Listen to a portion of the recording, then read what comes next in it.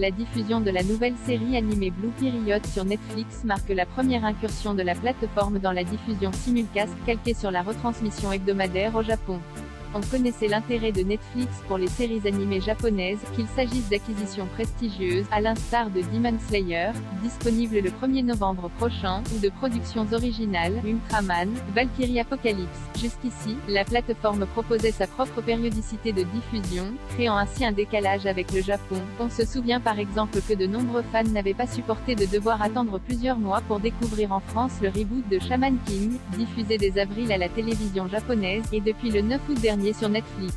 Un phénomène que les téléspectateurs avaient décidé d'affubler d'un surnom peu reluisant, Netflix Jail, la prison de Netflix en France. Cette attente imposée avait malheureusement servi d'excuse à un certain nombre de fans pour se tourner vers le piratage illégal plutôt que d'attendre l'arrivée de ces séries sur Netflix.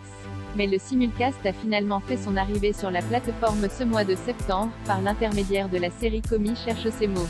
Proposé à un rythme hebdomadaire, à peine une semaine de décalage par rapport à sa diffusion japonaise, l'anime a ainsi marqué un changement majeur dans la stratégie de diffusion des animes sur Netflix.